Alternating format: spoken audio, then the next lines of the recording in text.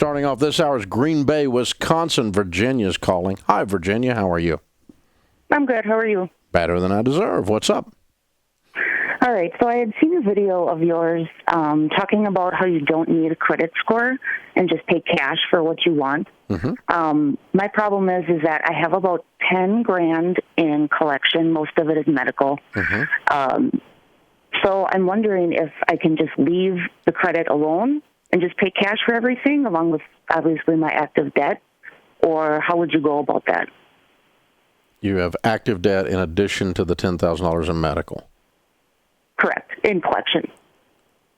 The medical's in collections. Correct. The active debt is not in collections. And how much debt do you have there? It's about $2,000. Good. Okay. And what's your household income? My boyfriend and I together, we make about $70,000. Okay. Who has the debt? Me. Okay. What do you make? I make $30,000 a year. Okay. All right. And how old is the $10,000 in debt? It's about a year. Okay. And have you got health insurance in place now? Yes. Okay. Good. All right. Well, what I would do is work two different debt snowballs. I'd leave the medical alone. It's sitting there now. You're not paying any payments on it now, right? No. Okay. And I'd clear the $2,000 first because you are paying payments on that. And let's get that cleared up as fast as you possibly can. And then with the medical, what I would do is begin to make them some offers to settle it as you can save some money. You probably can settle this for 25 to 50 cents on the dollar. Okay. Somewhere around $2,500 to $5,000 will probably clear this. And you need to clear it, not because of your credit score, but because they're going to sue you. Okay. If you don't pay it. And then they're going to come take part of your check. And you don't want this chasing you around for the rest of your life. So, right. Plus, they actually extended medical care to you, and you owe them money from a moral standpoint. So what I'm going to do is say, hey, I'm a single lady. I make $30,000 a year. These are all true statements. And, I have, what's the largest one of the debts of the $10,000? I believe it's about $5,000. Okay. You call them up and you go, I have $2,742 saved when you do. That's all I've got. If you'll take that as settlement for this $5,000, I'll give it to you today. Oh, we'll take that and then payments. No, that wasn't what I said. What I said was, I will give you that as settlement today. But it wipes the debt out. Well, we won't do that. Well, then you get no money. And you begin this negotiating back and forth, back and forth, back and forth, and finally you settle on a number. When you settle on a number, of course, you have to have the money to negotiate that. So you're going to save up that money, right?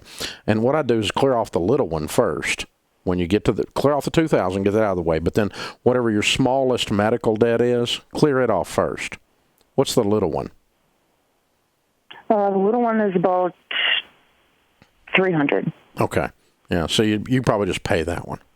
After you get the $2,000 paid, just reach over and pay that one on your budget, okay? And that one's done.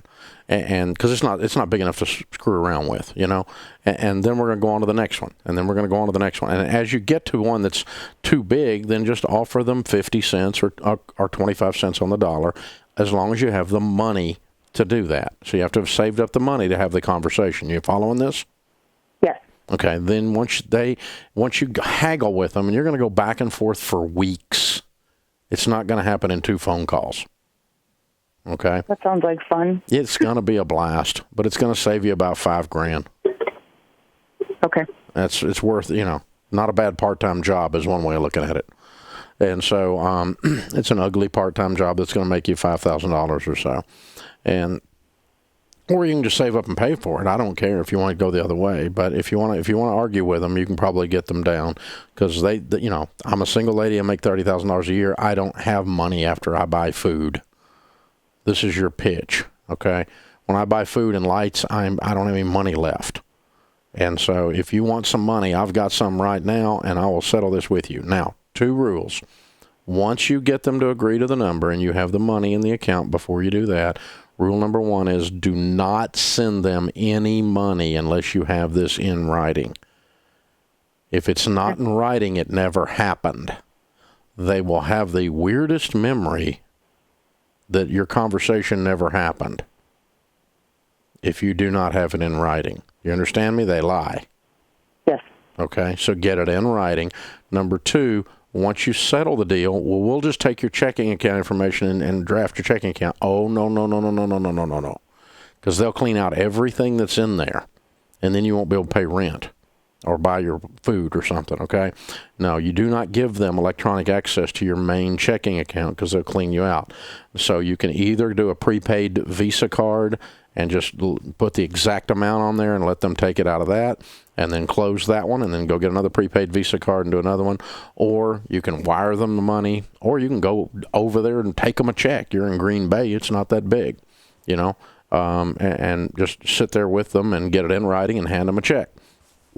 And then will that bill then come off of my credit report? Yep. Or it'll show a bad debt, which it is today. It's a bad debt that has been settled. And so it'll leave a black mark, but a gray mark, but it's not a black mark. Today it's a black mark. Okay. You're not getting anything with bad debt on there. You're not going to get a house. You're not going to get anything with your name on it with outstanding collections that are bad debt. So you've got to clean them up. But also just from a practical standpoint, they're just going to bug the crud out of you for the rest of your life. And you need to clean it up.